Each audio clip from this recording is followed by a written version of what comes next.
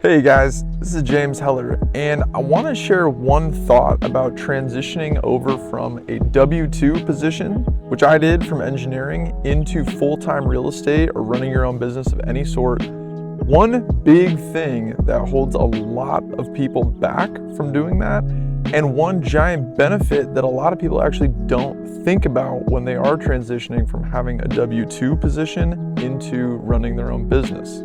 So I'm James Heller. I own 9 rentals and I run a 6-figure wholesaling, flipping, rental, real estate business. And I transitioned from being a full-time engineer for the past 7 years into running my own business.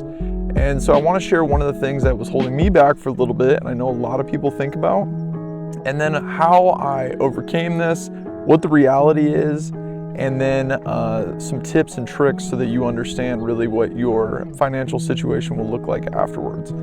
So before I get started, if you're watching this on Instagram or Facebook, head over to YouTube, watch the full video for every piece of information that I can share about this. And please follow, like, subscribe for more videos like this and more tips around real estate and owning a business. So one giant thing that holds a lot of people back, it's kind of funny to think about actually, but it's health insurance, right? A lot of people get their health insurance through their company, and especially if you have a big family, this is a real consideration when you're leaving your job, because it's something that you may not be able to provide for you, your spouse, your kids, and so it holds a lot of people back from leaving their job. Now, in reality, it wasn't as big of a deal as I thought.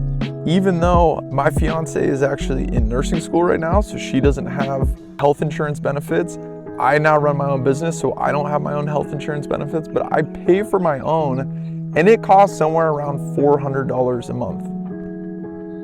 Does it hurt a little bit? Yeah, but $400 a month at the end of the day, I mean, our business is generating 3 times what I was making as a salary at the time. So it was a sacrifice that I was willing to make. So I would not let health insurance be the thing that holds you back from running your own business, okay? There is a massive benefit as well that a lot of people don't think about when leaving their W-2 to start specifically a real estate business, but actually any type of business can take some kind of advantage of this, and that's depreciation, right? So the government gives you a benefit to invest in your business, and anything that you buy that is for that business is depreciable.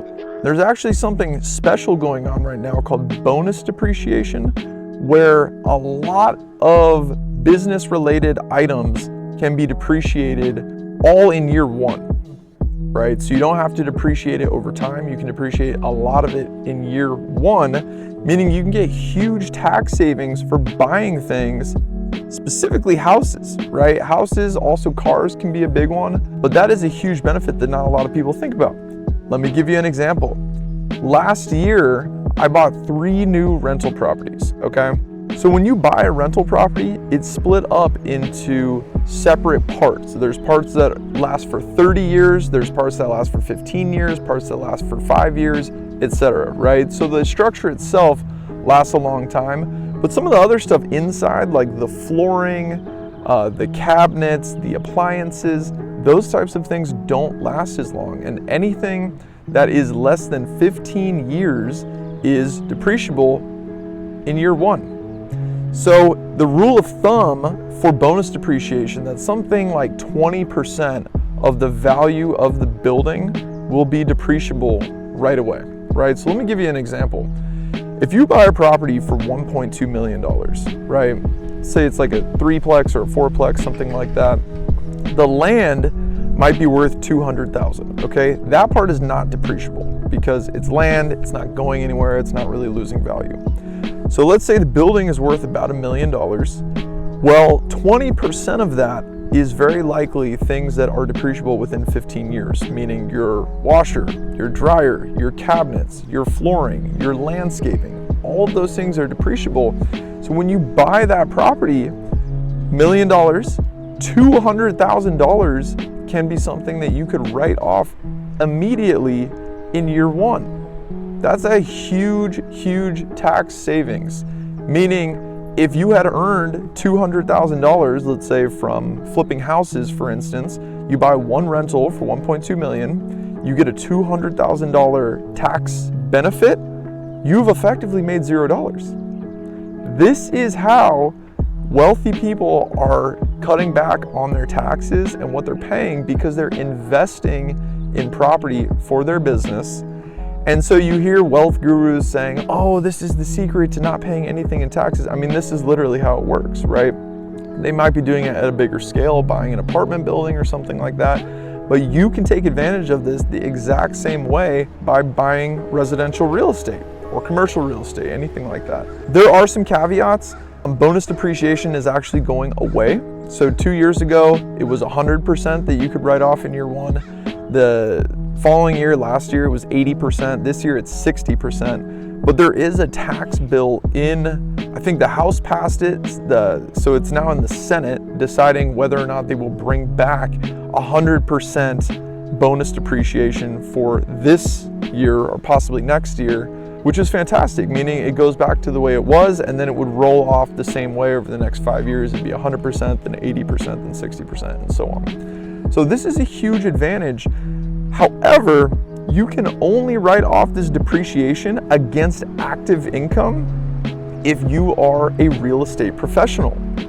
I'm not going to get into all of the real estate professional requirements, but it basically means that you spend more than half of your time doing real estate related activities. And the really nice thing is that it applies to you and your spouse as a couple, right? So if one spouse is a super high earning, let's say attorney, and they're earning $500,000 a year, and the other spouse is a full-time real estate professional working on buying rentals, focusing on the portfolio, the benefit applies to both people, and they can use this tax benefit basically to offset the high earner's income, right?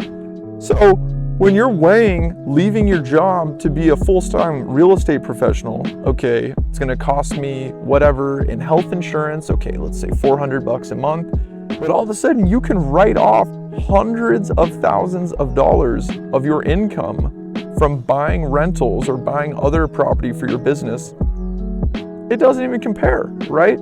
But not everybody talks about this massive benefit of working for yourself and specifically working in real estate.